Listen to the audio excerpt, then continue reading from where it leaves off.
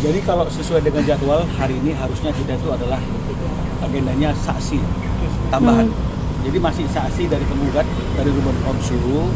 Berhubung minggu lalu ketika kita menghadirkan dua saksi, hakim beranggapan bahwa saksi yang kemarin diperiksa itu karena tidak bertempat tinggal dan berdomisili di tempatnya Ruben dan Sarwenda, dia ingin ditambah dengan saksi yang memang bertempat tinggal bersama-sama dengan Sarwenda dan Ruben Onsu. Nah, jadi oleh karena itu hari ini sebagai saksi tambahan kami sudah hadirkan babysitter, ya, babysitter yang sudah bekerja 5 tahun dan memang namanya babysitter ya tentu dia tinggal bersama-sama dengan Ruben dan Sarwenda.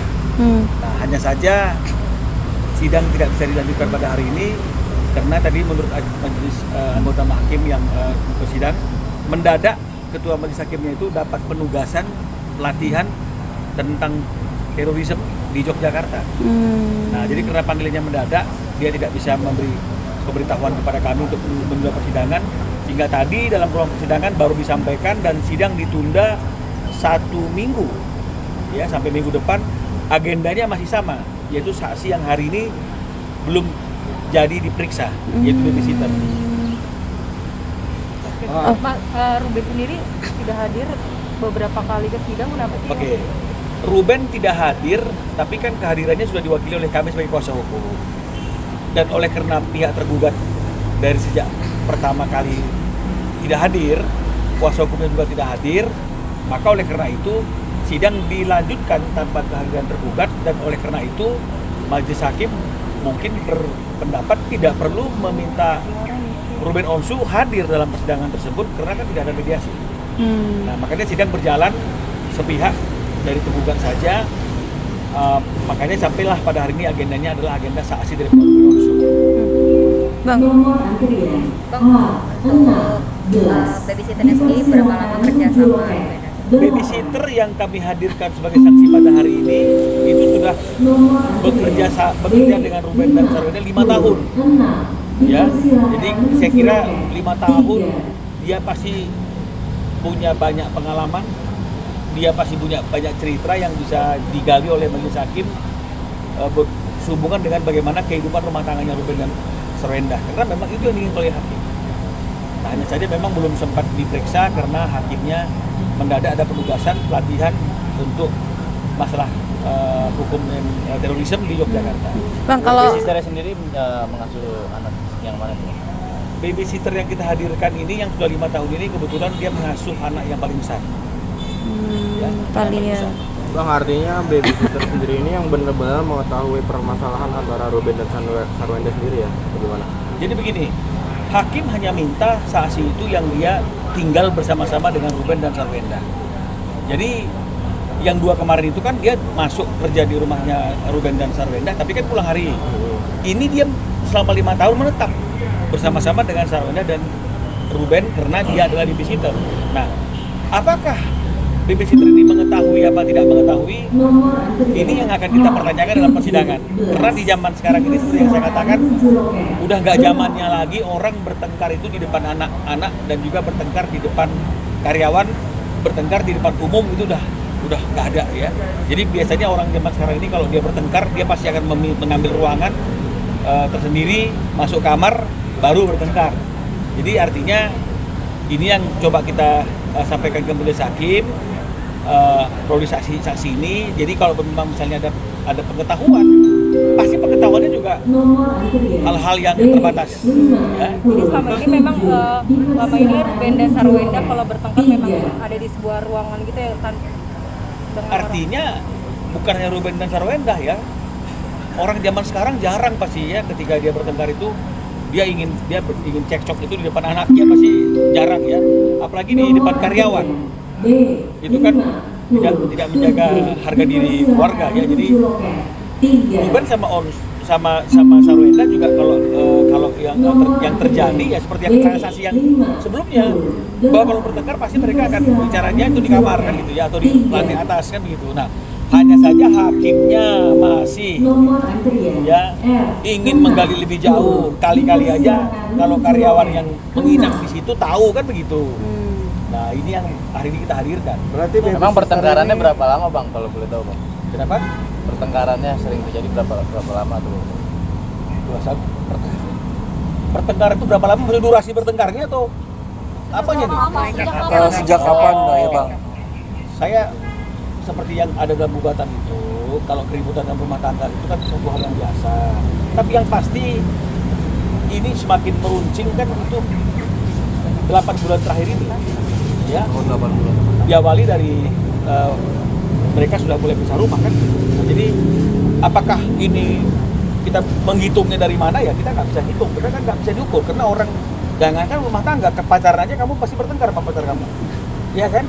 Janji nonton nggak nonton pasti kalian bertengkar. Nah jadi ini kan kita nggak bisa ukur sejak kapan mereka bertengkarnya sudah berapa lama karena keributan beda pendapat dalam suatu hubungan itu suatu hal yang biasa. Tapi kalau dianggap sebagai suatu pertengkaran yang akhirnya mengkerucut kepada suatu tindakan seperti apa yang terjadi hari ini masih baru 8 bulan yang terakhir.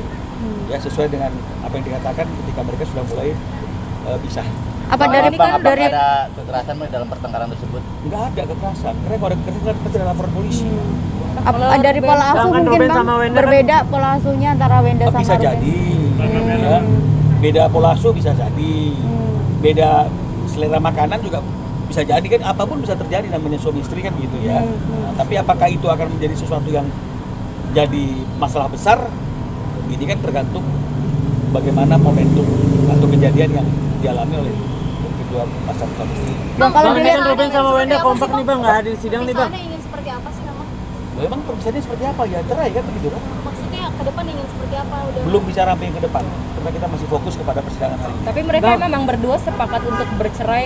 Sebelum adanya gugatan ini bang dimasukin ke pengadilan bang? Sudah ada Nggak ada kesepakatan? kesepakatan, nggak ada pembicaraan-pembicaraan. Artinya memang ya mereka sudah merasa tidak kali cocok dan kemudian ada gugatan kan begitu. Ya jadi Dan itu yang berarti- bisa kami sampaikan. Jadi nggak ada kesepakatan tertulis ya bang? Sebelum adanya gugatan ini Kenapa? nggak ada kesepakatan tertulis untuk Belum bercerai? ada ya, yang sepanjang yang saya tahu itu tidak ada kesepakatan kan gitu. Artinya memang mereka sudah tidak saling cocok meminta kita untuk mengajukan gugatan. Bang, dalam arti gugatan ini sebenarnya sebelumnya tidak diketahui Sarwenda ya. Jadi Ruben menggugat atas kemauannya sendiri gitu. Kan gugat-gugat kan harus nggak perlu saling tanya kan nggak boleh kan nggak perlu namanya istri saya tuh gugat kamu ya mah atau sebaliknya istri tanya saya gugat enggak lah, namanya gugatan itu ya dilayangkan gugatannya, kemudian orang yang digugat pasti akan tahu ada gugatan dari panggilan persidangan oleh pengadilan. Pasti seperti itu, ini normal lah. Berarti momennya saat itu Ruben dan Sarwenda juga seperti itu kondisinya. Sama seperti orang lain yang mengalami proses gugatan perkara seperti itu. Bang, tadi kan babysitternya sendiri menolak untuk bicara ya. Ini apakah permintaan dari Bang Rubennya atau Nggak tahu ya, ya mungkin takut salah bicara kali ya, jangan ngerti juga. Ya, nggak terbiasa lihat kamera mungkin, saya nggak tahu juga. Tapi saya rasa nggak ada lah larangan. Karena kalau sudah diizinkan jadi saksi kan, artinya kan sudah ada izin untuk menyampaikan apa yang dia ketahui tentang rumah tangga. Tapi penyebabnya sebenarnya itu apa sih, kan sampai sekarang juga Ruben belum ngomong dan Sarwenda juga udah demikian. Ya, jadi untuk kesekian kalinya teman-teman saya sampaikan bahwa Ruben bilang setelah prosesnya ini selesai, sudah ada putusan, dia akan menyampaikan, dia akan mengklarifikasi apa yang terjadi agar teman-teman jadi jelas, masyarakat juga jadi jelas sehingga tidak ada lagi orang yang spekulasi-spekulasi.